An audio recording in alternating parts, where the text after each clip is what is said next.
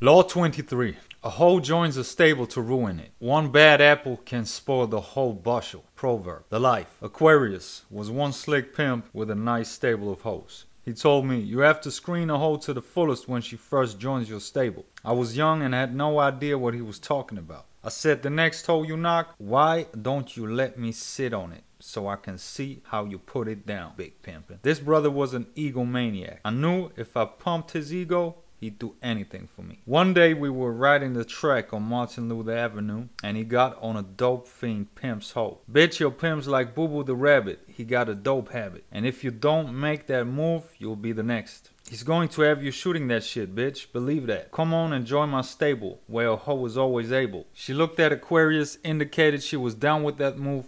That's my hoe, young pimpin', he said to me. Shit, if she ain't it, man, she was looking at you so hard I started to wipe her eyeballs off your forehead with this napkin. He laughed and said, you are fly as hell for a young pimp. We pulled off. By the time we got to the corner, the hoe was waving Aquarius down. He told her to get in the back seat and he drilled the hole like the drill sergeant. Bitch, what's your pimp's number so I can call him and serve him? How many kids do you have? What's your mama's name? Have you ever stashed money on your pimp? What's the most money you ever made at one time? Can you get along with other hoes? Aquarius asked that hoe 101 questions. After he broke her, he served her pimp and put her back down on the track.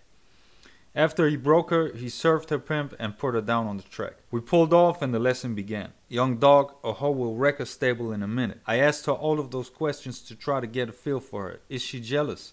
How does she feel about her mama? If she doesn't love her mama or her kids, a pimp or another hoe doesn't stand a chance. When I asked her the most money she made, I asked that so I could see her response. I can look into her eyes and see if her eyes get big. See if she has a love for money. If she likes money, I will put her with my top money making hoe. And they can battle it out to see who can bring the most. The more questions you ask a hoe, the more she talks. The more she talks, the more you find out if she can fit in with your other hoes and if she fits with your pimping. I had to give it to Aquarius. He knew how to keep his hoes under control. As I got deeper in the game, I was able to execute the valuable game that I got from him. If I screened a hoe and she was a problem hoe, I separated her from the good ones. I may not gotten rid of her, but I definitely did not allow her to mess up my stable. The ism. In the pimp game, we call a group of hoes a stable, but really there's nothing less stable. It takes a lot of work to keep any household in balance, much less a group of jealous and competitive women sharing one man.